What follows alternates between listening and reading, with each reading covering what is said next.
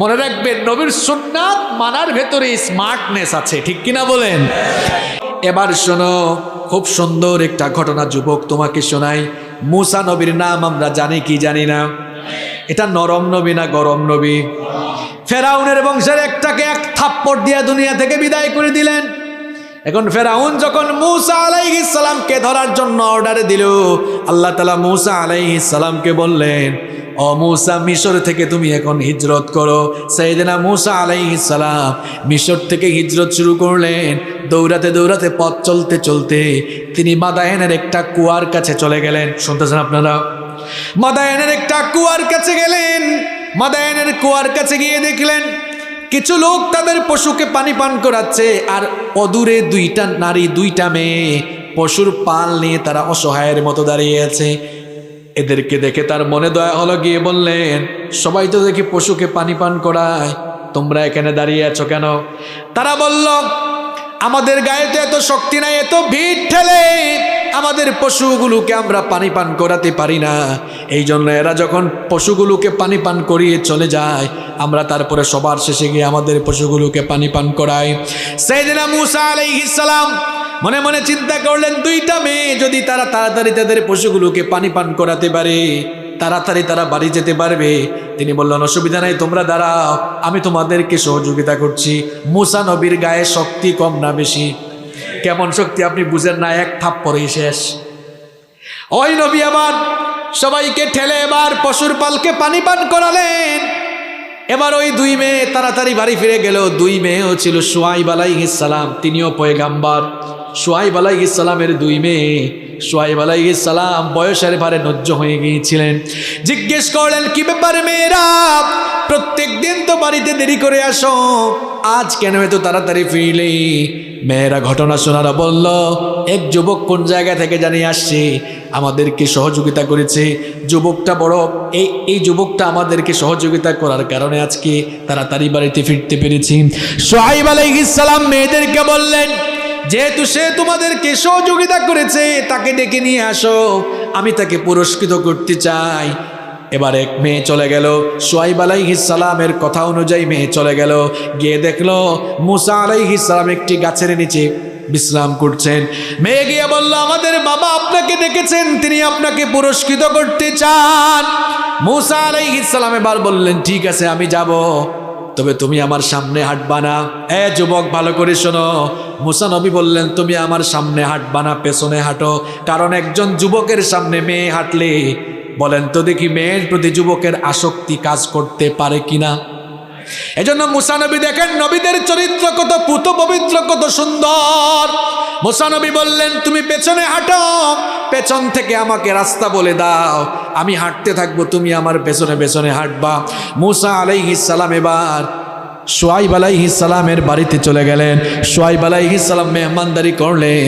এমন সময় মেয়েরা বলল, আব্বু, বাবা, আমাদের ঘরে তো কোনো কর্মচারী নাই, এই লোকটাকে কর্মচারী হিসাবে রাখতে পারেন, কারণ এই লোকটা শক্তিশালী এবং আমানতদার। শুআইব আলাইহিস সালাম তিনিও তো নবী, বুদ্ধিমান এবং বিচক্ষণ নবী। তিনি এবার মেয়েদেরকে বলেন, এই যুবক যে শক্তিশালী এবং আমানতদার, এটা তোমরা জানো কেমনে? তখন মেয়েরা বলল, আমানতদার এটা বুঝেছি এইভাবে, যখন তাকে ডেকে আনতে গিয়েছি তখন আমাদেরকে বলেছে, পেছনে হাঁটো, সামনে যেও না। এমন চরিত্র, এটা কোনো সাধারণ মানুষের চরিত্র হতে পারে না, নিঃসন্দেহে এটা অত্যন্ত আমানতদার লোক।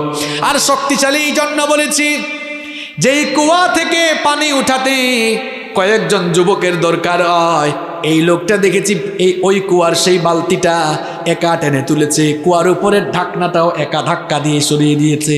শক্তি কম না বেশি? আর একটু জোরে বলেন, শক্তি কম না বেশি?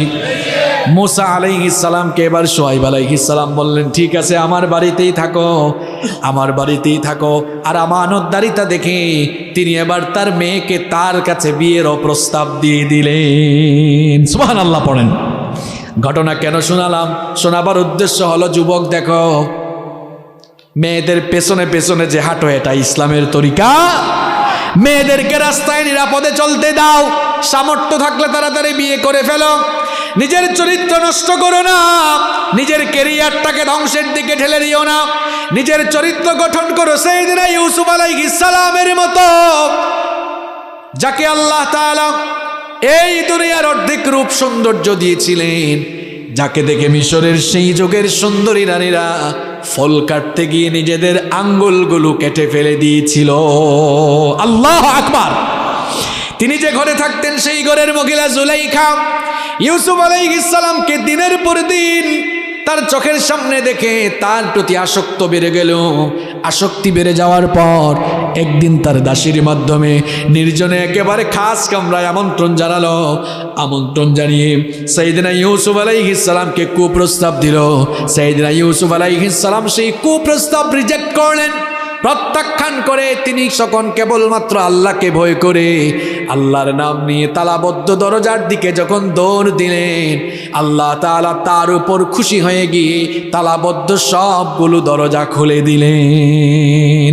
এজন্য যুবক ভাইয়েরা চরিত্র হওয়া লাগবে এমন, সামনে দিয়ে মেয়েরা হেঁটে যাবে, আমরা আমাদের চক্ষুকে নিম্নগামী করে দিব, তখন কার ভয়ে? আসতে বললে হবে না, জোরে বলতে হবে, কার ভয়ে? এই বয়সে যদি নিজের চরিত্রের হেফাজত করতে পারে যুবক, বুখারীর হাদিস শোনাচ্ছি, নবীজি বলেছেন মাইয়াতমাল্লি মা বাইনা লাহিয়াইহি ওয়া রিজলাইহি আতমানু লাহুল জান্নাহ।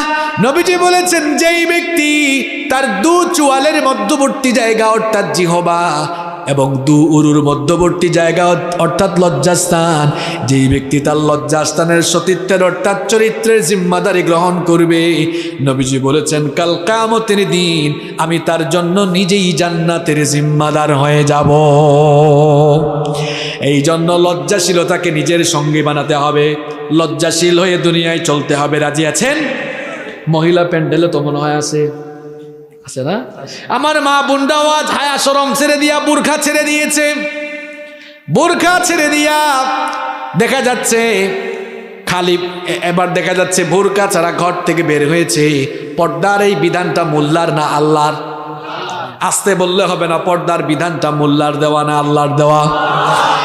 আল্লাহ বলেছেন নারীরা বোরখা পরিধান করে এমন একটা ওড়না গায়ে দিবে যা তার চেহারাকে আবৃত করে দিয়ে বক্ষদেশ পর্যন্ত আবৃত করে দিবে। এই বিধানটা কার? কিন্তু নারীরা এখন বোরখা ছেড়ে দিয়েছে। আবার কেউ কেউ বোরখা পরিধান করলেও টাইট ফিট বোরখা, আকর্ষণীয় বিভিন্ন কালারের বোরখা পরে আছে না নাই? এখন বোরখার বিধান, পর্দার বিধান হয়েছে সৌন্দর্য ঢেকে রাখার জন্য। বোরখাই যদি সৌন্দর্যের কারণ বা অ্যাট্রাকশনের কারণ হয়ে দাঁড়ায়, এই বোরখা আর পরার কি দরকার? আপনারাও তো অনেক সময় আপনাদের ঘরের বউকে, মা বোনকে পর্দা করান না, বোরখা পরান না, আছে না নাই? এই কক্সবাজারে এগুলা নাই? এক ভাই তার বউকে বোরখা টোরখা ছাড়া নিয়ে বের হয়েছে। ছোট ভাই একটা কয়, ভাইয়া ভাবিকে এমনি নিয়ে বের হয়েছেন কেন, বোরখা টোরখা নাই? কয় তোর ভাবি কত সুন্দর এটা আমি না জানি? এলাকার মানুষ তো জানে না, এলাকার মানুষের একটা হক আছে না?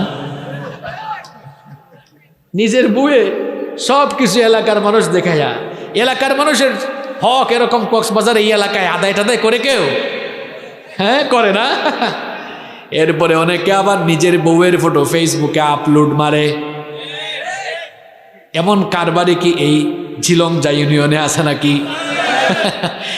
আমরা কোরআন হাদিস দিয়ে এদেরকে বহু ওয়াজ করলাম। এজন্য আমি বলি যেমন কুকুর তেমন মুগুর দরকার।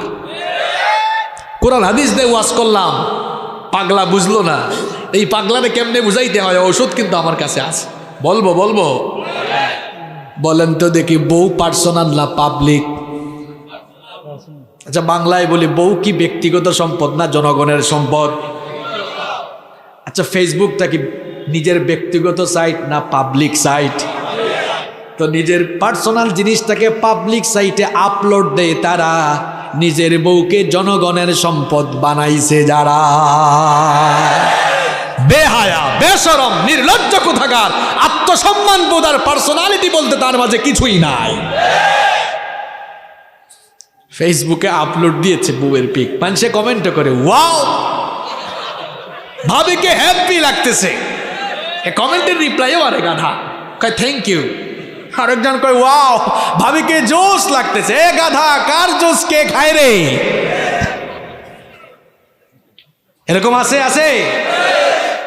আপনার বউয়ের সৌন্দর্য অনলি ফর ইউ, এটা আপনার জন্য, যেভাবে ইচ্ছা সেভাবে দেখেন, অসুবিধা আছে? আমার ইসলামটা কত পবিত্র, কত সুন্দর। বিয়ের আগে একটা বেগানা নারীর দিকে তাকালে গুনাহ হয়, কিন্তু দেখেন বিয়ের পরে নিজের বউয়ের দিকে ভালোবাসার নজরে, মহব্বতের নজরে যতবার তাকাবেন, যতবার তাকে ছুবেন, যত বেশি ভালোবাসবেন, আমল নামায় তত বেশি নেকি দেন কে। এই জন্য বলেছি যুবক, সামর্থ্য থাকলে বিয়ে করো, না থাকলে রোজা রেখে তৌফিক কামনা করতে হবে কার কাছে? তাহলে হায়া শরম আমাদের ব্যক্তি জীবনে, পারিবারিক জীবনে থাকবে নাকি থাকবে না? নাম্বার 2, 2 নাম্বার হচ্ছে আমার আপনার নবী ছিলেন সত্যবাদী। পয়েন্ট কি মনে থাকবে? 1 নাম্বার কি বলছি? লজ্জাশীল হবেন তো সবাই। পুরুষ মানুষ যারা এখানে, যুবক ছেলেরা, যে কাটিং এর চুল তোমরা রাখো, এখন চুল রাখতে রাখতে আবার মহিলার মতো বানাইছে, পেছন থেকে বোঝাও যায় না এটা আপু না ভাইয়া, সামনে আসলে বোঝা যায়। আছে এরকম? আবার এখন দেখলাম যুবকরা কাটিং করে চুল রাখে, কোনো দিকেই চুল নাই, মাঝখানে চুল, দেখলে মনে হয় পাখির বাসা বানাইছে চুলের মধ্যে। একদম আছে। একটু ভদ্রভাবে চুল রাখো, সুন্দরভাবে রাখো। আবার অনেকে এখন কি নেইমার না নাইমার, নাম কি জানি, নেইমার কাটিং, মাসি কাটিং, মাসি না মেসি, মেসি, এইসব কাটিং চুল রাখে। আবার অনেকে দেখলাম চুল রেখে এরকম মানে কি বলে ভেড়ার মতো কি জানি আবার লাগায়, মানে চুলগুলো কেমন করে ফেলে। অনেকে আবার এদিকে টান মারে, ওইদিকে টান মারে, এমন কাটিং মনে এই অঞ্চলে নাই। কিরে এত বেহায়া হইছ কেন? এটা কোন জাতের চুল রাখো? আর মেয়েরাও হায়া শরম ছেড়ে দিয়া এখন, ইসলামের বিধান তো নাই এখন। এই যে ব্রু প্লাক করে, আছে ব্রু না দিলে তো আপনাকে দেখতে শিলামুরগি লাগতো। ব্রু আল্লাহ তাআলা দিয়েছেন সৌন্দর্য বর্ধনের জন্য, এটাকে আপনি শাসেন কেন? ব্রু প্লাক করাকে হারাম করে দিয়েছেন কে? এটা করতে যাবেন না। আমরা ইসলাম মানবো, ইসলাম মানার ভেতরেই কল্যাণ আছে না নাই? 2 নাম্বার আমার আপনার নবী ছিলেন সত্যবাদী নবী। কিন্তু আপনি ডেইলি কয়টা যে মিথ্যা বলেন, খাতায় হিসাব করলে খাতা ভরে যাবে। কিন্তু আমার আপনার নবী এমন নবী ছিলেন, খুব মন দিয়ে আমার কথা শোনেন, 63 বছরের জীবনে নবীর জবান থেকে একটা মিথ্যা কথা বের হয় না। আমরা এখন সারাদিন মিথ্যা বলি, কম না বেশি? খুব ভালো মানুষ আপনারা স্বীকারও করছেন। এখন বলেন তো, মিথ্যা বলা এটা কি নবীজির চরিত্রের সাথে মানায় নাকি? এটা নবীর উম্মতের সাথে মানায় নাকি? মিথ্যা বলা জায়েজ? মিথ্যা বলা যাবে নাকি বলেন? মিথ্যা বলার কিছু কুফল আপনাদেরকে শোনাই, মিথ্যা বলার কিছু কুফল আপনাদেরকে শোনাই। আমি যদি আপনাদেরকে বলি, বলেন তো কার মুখে দুর্গন্ধ সবচাইতে বেশি? এক জায়গায় মাহফিলে এই প্রশ্ন করেছিলাম, একজন কয় হুজুর ম্যাজিক দিয়া যে দাঁত ব্রাশ করে না তার মুখে দুর্গন্ধ বেশি। আমি কইলাম কি, আপনি কি ম্যাজিক কোম্পানিতে চাকরি করেন নাকি? বলে সেন্সোডাইনার ক্লোজ আপ দুষ করলো। তা আমরা মনে করি যে দাঁত ব্রাশ করে না তার মুখে দুর্গন্ধ বেশি। আর নবীজি বলেছেন, কেউ যখন মিথ্যা বলে তার মিথ্যা কথার দুর্গন্ধে রহমতের ফেরেশতা তার দৃষ্টি সীমানার বাইরে চলে যায়। তাহলে বলেন তো দেখি, মিথ্যা বললে যেহেতু রহমতের ফেরেশতা সাথে থাকে না, তাহলে তখন সঙ্গী হয় কে? বুঝে শুনে বলেন, সঙ্গী হয় কে? তাহলে মিথ্যা বলে যারা শয়তানের ফ্রেন্ড, তারা, কথা কি ভুল বলছি?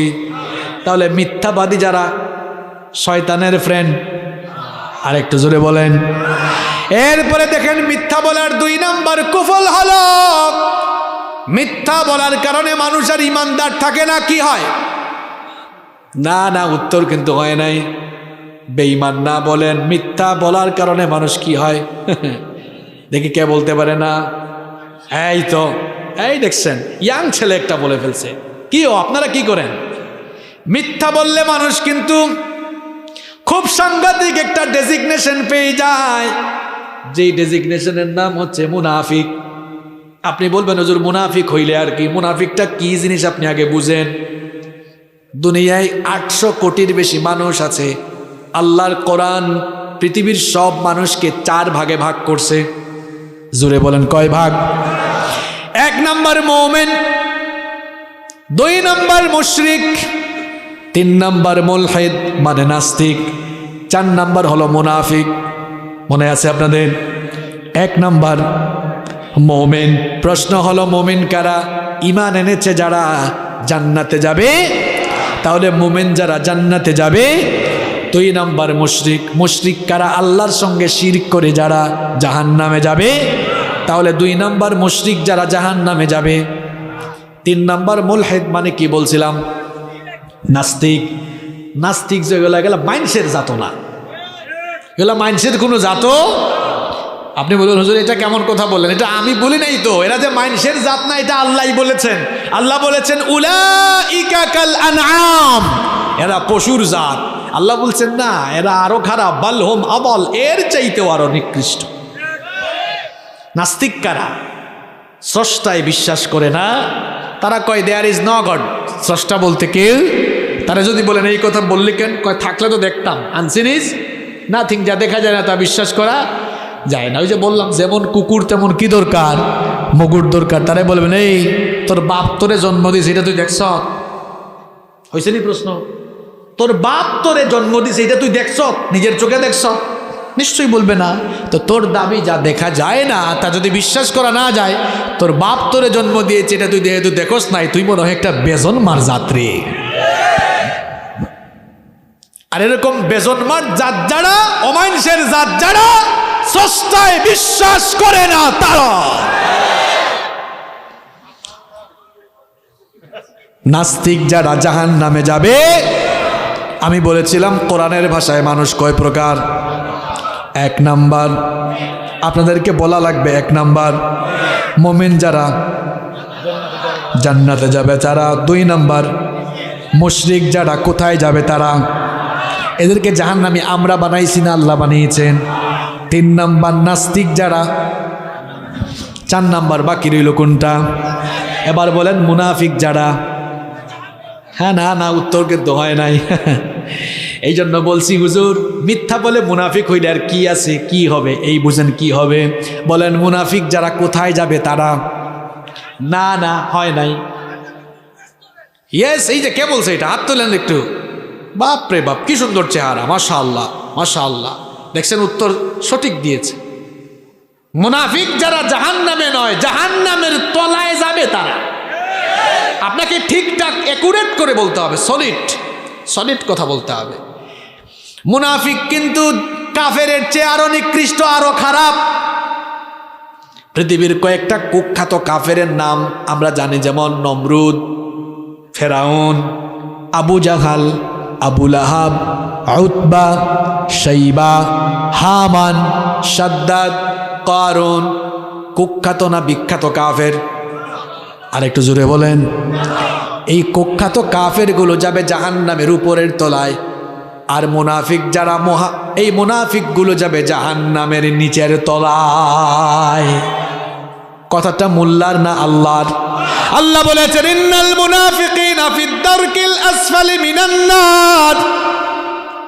নিশ্চয়ই মুনাফিকরা জাহান্নামের তলায় থাকবে আর কাফেরগুলো জাহান্নামের উপরে থাকবে। যদি বুঝে থাকেন বলেন তো দেখে, তুলনামূলকভাবে কাফেরের চেয়ে মুনাফিক ভালো না খারাপ? আরো জোরে বলেন, ভালো না খারাপ? মুনাফিকগুলোকে কিন্তু চেনাও যায় না। কেউ যদি কই হুজুর, ও হুজুর হিন্দু দেখবো, কোথায় যাব? আমি বলবো ভারতে একটা সফর দিয়া দেখেন, ডানে বামে চতুর্দিকে হিন্দু পাবেন, কোটি কোটি হিন্দু সেখানে আছে না নাই? কেউ দেখতে চায়, আমি বলবো মিয়ানমারে যান, চীনে যান। কেউ যদি কই হুজুর খ্রিস্টান দেখবো, আমি বলবো আমেরিকা, ইংল্যান্ডে যান। কেউ যদি বলে হুজুর ইহুদি দেখবো, বলবো ইসরায়েলে যান। কেউ যদি কয় হুজুর মুনাফিক দেখতাম, কই যাইতাম? না না, উত্তর কিন্তু অ্যাকুরেট করে দেওয়া লাগবে। উত্তর হলো যেই সমাজে যেই জায়গায় মুসলমান আছে, সেই সমাজে মুসলমানের বেশে মুনাফিক লুকায়া আছে। মুনাফিক কিন্তু এই প্যান্ডেলের ভিতরও থাকতে পারে। মুনাফিক কিন্তু চেনা যায় না, টুপিও লাগায়, দাড়িও রাখে, জুব্বা পরে, পাঞ্জাবি পরে, সুযোগ পাইলে ইসলাম আবার জবাই করে। মুনাফিক কিন্তু দাড়ি রাখে, টুপি পরে, ইসলামের পক্ষে কথা বলে, আবার মাহফিল বন্ধের জন্য চেষ্টাও করে। মুনাফিক যেই দিকে বৃষ্টি ওই দিকে ছাতা ধরে। এই মুনাফিক বৃষ্টি যেদিকে ছাতাও ধরে সেই দিকে, এই দিকে থাকে ওই দিকেও থাকে। এইটা ইমানদার না মুনাফিক? মুনাফিক চেনা কিন্তু বড় মুশকিল। দিনের বেলা দেখবেন মাদক বিরোধী সমাবেশের প্রধান অতিথি রাতের বেলা আবার দেখবেন মাদক কারবারিদের সঙ্গে বাঘ বসাবার চেয়ারপারসন সভাপতি। এটারে আপনি কেমনে চিনবেন? হে, এদিকেও থাকে ওইদিকেও। এখন মুনাফিক কিন্তু চেনা যায় না। মুনাফিক আপনি চিনবেন কেমনে? কপালে সাইনবোর্ড নাই, পিঠেও সাইনবোর্ড নাই। স্কুল কলেজে তো ড্রেস কোড আছে, ওই স্কুলের ড্রেস একটা, এই স্কুলের ড্রেস আরেকটা। মুনাফিকের কিন্তু আলাদা কোনো ড্রেসও। তারে আপনি চিনবেন কেমনে? নবীজি বলেছেন মুনাফিকের কিছু খাসলত আছে, খাসলত দেখে তাকে চেনো।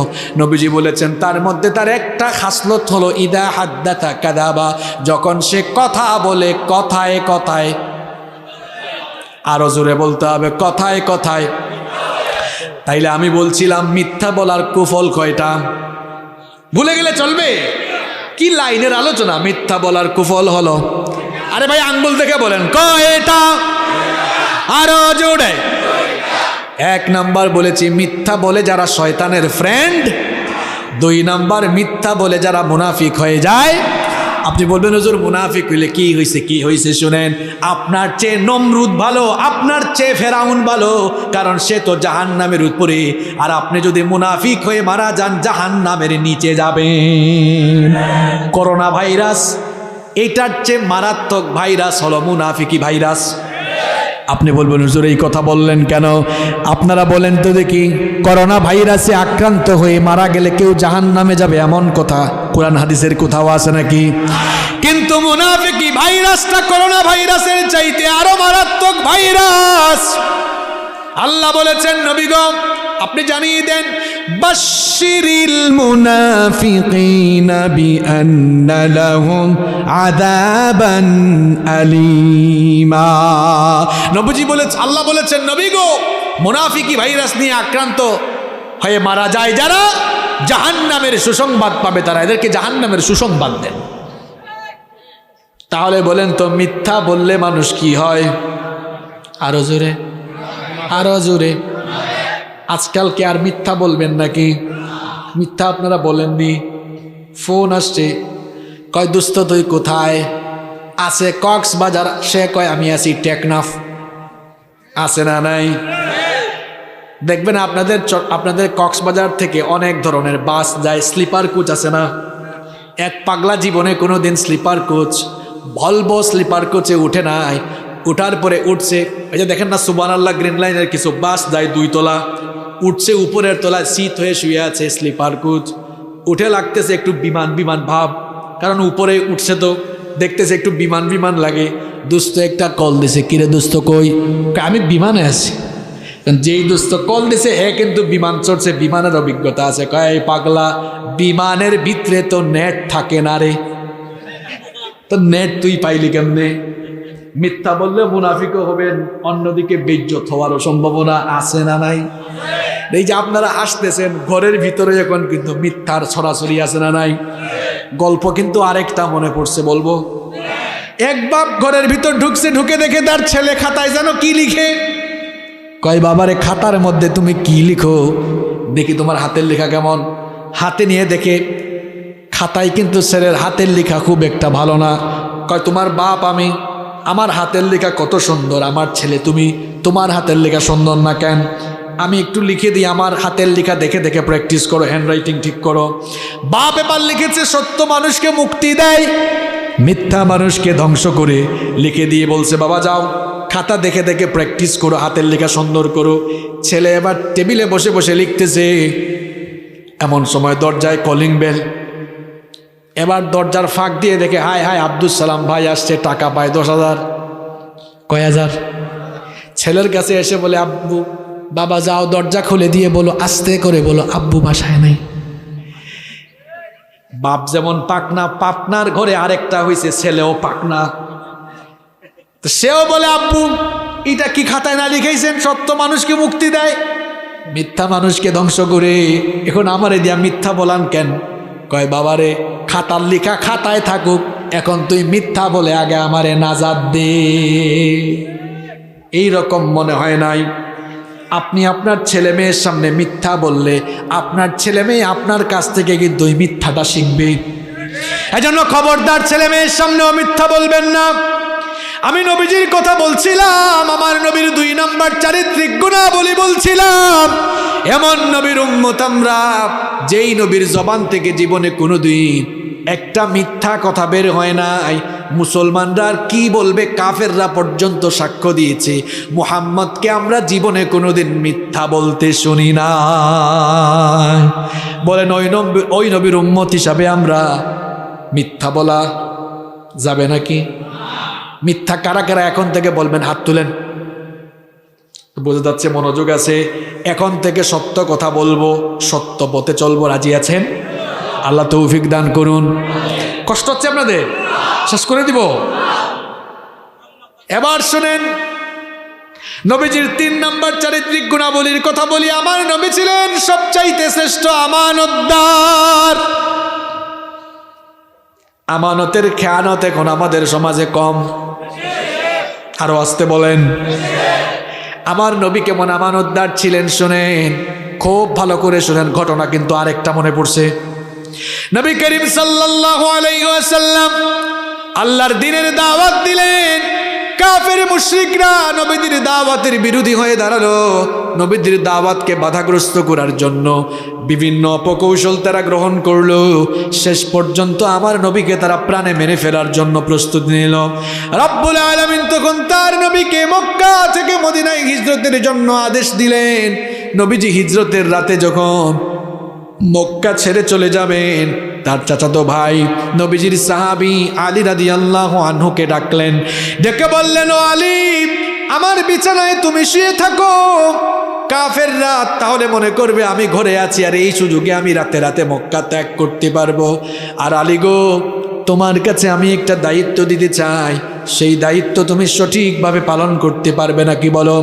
আলী রাদিয়াল্লাহু আনহু তখন বললেন, ওগো আল্লাহর নবী, কোন দায়িত্ব আমাকে বলেন, সেই দায়িত্ব পালনের জন্য আমি আমার জীবনটাকে বিলিয়ে দিতেও রাজি। নবীজি তখন বললেন, আলী গো, এই কাফের মুশরিকটা তো আমাকে প্রাণে মেরে ফেলার জন্য প্রস্তুতি নিচ্ছে, এদের কারণেই তো আমি মক্কা থেকে চলে যাচ্ছি। কিন্তু এদেরই কারো কারো টাকা পয়সা, সোনা দানা, ধন সম্পদ আমার কাছে গচ্ছিত রাখা, আমানত রাখা। আমি তো এই আমানতগুলো ফিরিয়ে না দিয়ে আমি যদি চলে যাই, আমি আল্লাহর কাছে অপরাধী হয়ে যাব। হতে পারে তারা আমাকে কষ্ট দিচ্ছে, মেরে ফেলতে চাইছে, কিন্তু তাদের আমানতগুলোর খেয়ানত করা তো আমার জন্য শোভা পায় না। এই নাও লিস্ট দেখে দেখে যাদের আমানত আমার কাছে জমা আছে, ঠিকঠাকভাবে তাদের আমানতগুলোকে তাদের কাছে পৌঁছায় দিবা। এবার ভাইরা বলেন তো দেখি, ওই জায়গায় আপনি থাকলে কি করতেন? আপনার শত্রু আপনাকে কেউ মেরে ফেলতে যাইতেছে, কিংবা এক সময় হয়তো আপনার কাছে আমানত রেখেছিল, এখন আপনার সঙ্গে শত্রুতা হয়েছে। আপনি তো এমন স্বার্থপর মানুষ, আপনি বলবেন যা রাখছিলে আগে, এখন আর কিছুই পাবি। এটা আমার আপনার চরিত্র। আর নবীজিকে যারা মেরে ফেলতে চাইছে, আলী রাদিয়াল্লাহু আনহুকে ডেকে বলছেন, আলী, যার আমানত যার কাছে ঠিক মতো ফিরাই দিবা। সুবহানাল্লাহ। আরে ভাই, আপনি শত্রুকে কি ফিরাইয়া দিবেন? আপনি তো ভাই হয়ে ভাইয়ের সম্পদ পর্যন্ত মেরে খেয়ে ফেলেন, আছে না নাই? ভাই হয়ে নিজের ভাইকে জায়গা সম্পদ থেকে বঞ্চিত করে দেন, এইরকম মানুষ আছে না নাই? আপনি তো এমন কারবারি, আপনি সুযোগ পাইলেই কিন্তু চুরি চামারি বাদ দেন না। আরে ভাই, আমরা তো খাটের নিচে জুতা রাখি, শেষরা চোর আর চামাররা খাটের নিচে তেলও কিন্তু লুকায়া রাখে। আমানতের খেয়ানত এখন চতুর্দিকে চলছে। মনে রাখবেন, আমানতের খেয়ানত 2 জিনিসের আলামত। বুঝে থাকলে বলেন, আমানতের খেয়ানত কই জিনিসের আলামত? 1 নম্বর আমানতের খেয়ানত মুনাফিকের, 2 নম্বর আমানতের খেয়ানত কিয়ামতের। নবীজিকে একদিন জিজ্ঞেস করা হলো, মাতাসসা, ওগো আল্লাহর নবী, কিয়ামত কখন হবে? নবীজি বললেন, ইদা দুইয়াতিল আমানাতি ফান্তাজিরিস সাআ, যখন চতুর্দিকে আমানতের খেয়ানত শুরু হয়ে যাবে, তখনই কিয়ামত এসে যাবে। সাহাবারা বললেন, ওয়া কাইফা ইদাআতুহা ইয়া রাসূলুল্লাহ, পড়েন সাল্লাল্লাহু আলাইহি ওয়াসাল্লাম, নবী গো, আমানতের খেয়ানত আবার হয় কেমনে? নবীজি বললেন, ইদা উসনিদাল আমরু ইলা গায়রি আহলিহি ফান্তাজিরিস সাআ, যখন যোগ্যতার জায়গাগুলোতে অযোগ্য মানুষ বসে যাবে, আমানতের খেয়ানত হবে, কিয়ামত নিকটবর্তী হয়ে যাবে। এখন কিন্তু তাই হচ্ছে, মসজিদ কমিটির সভাপতি হওয়ার যোগ্যতা নাই, মসজিদ কমিটির সভাপতি। বক্তা হওয়ার যোগ্যতা নাই, বক্তা হয়ে গেছে। সভাপতি হওয়ার যোগ্যতা নাই, সভাপতি হয়ে গেছে। মুহতামিম হওয়ার যোগ্যতা নাই, মুহতামিম। প্রিন্সিপাল হওয়ার যোগ্যতা নাই, প্রিন্সিপাল। মেম্বার হওয়ার যোগ্যতা নাই, চেয়ারম্যান। আরে ভাই, চেয়ারম্যান হওয়ারও যোগ্যতা নাই, হয়ে গেছে এমপি। এগুলা কিন্তু নবীজির ভাষায় যোগ্যতার চেয়ারে অযোগ্য মানুষ বসা মানে। এর আগের কথাটা বলেন, আমানতের খেয়ানত। এখন তো দেখবেন যাদের কাছে সারা জীবন যারা এলাকায় এলাকায় যাত্রা পালা করেছে, তারাও কিন্তু জনগণের মাথার উপর উঠে বসে আছে। এগুলা কিন্তু ভালো লক্ষণ। যেই জায়গায় যে থাকা দরকার ওই জায়গায় থাকাটা আমানতদারিতা, যেই জায়গায় যে থাকার কথা না ওই জায়গায় থাকা মানে খেয়ানত। আর আমানতের এই খেয়ানত যখন হয়ে যাবে, তখন চতুর্দিকে কিন্তু অশান্তি নেমে আসবে। এই জন্য এখান থেকে শিক্ষা নিতে হবে, নবীজি ছিলেন আমানতদার। আমরা কথা বলার সময় আমানতদারিতা রক্ষা করব, কাজ করার সময় আমানতদারিতা রক্ষা করব। কোনো মানুষ আপনার কাছে আমানত রাখছে, আপনি ওইটা খাইতে পারে।